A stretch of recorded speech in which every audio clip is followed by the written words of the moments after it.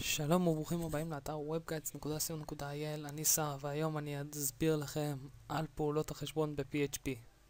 כפי שאתם יודעים ממתמטיקה וחשבון, ישנם כמה פעולות חשבון: חיבור, חיסור, כפל וחילוק.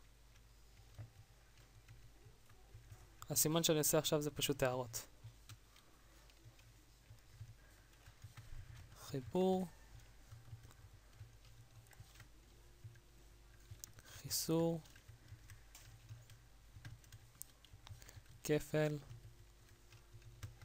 וחילוק. ב-PHP ובעוד שפות תכנות ישנו אופרטור נוסף, אופרטור פעולה חשבונית, שנקרא אחוז, או באנגלית מודולו, שזה שארית. עכשיו בואו נדגים כל אחד מהאופרטורים האלה. למשל ניקח את המשתנה $num1 שווה ל5, לא, נעשה 11. $num2 שווה ל3. נרשום אקו, ואז נעשה $num1 ועוד $num2. נלך לדפדפן שלנו, זה רפרש, זה 14. 11 ועוד 3 שווה 14. עכשיו נשנה את זה לחיסור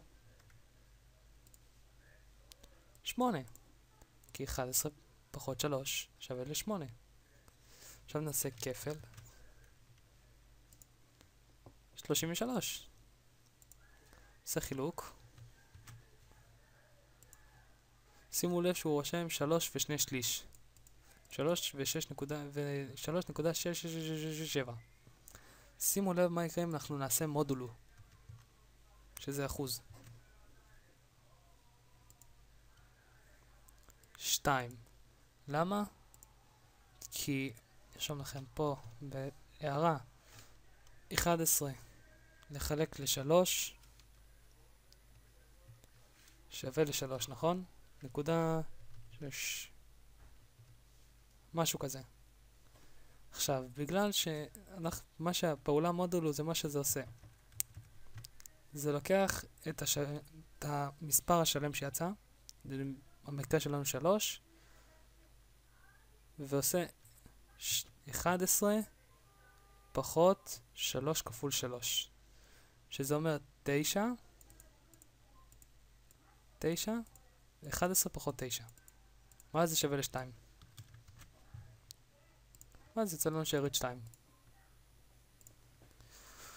עד כאן היה המדריך שלנו לאופרטורים או לפעולות חשבוניות. תבחרו את השם שלכם. אל תשכחו לעשות סאבסקרייב, להיכנס ל-webguides.co.il, להתעדכן בעוד מדריכים. לילה טוב.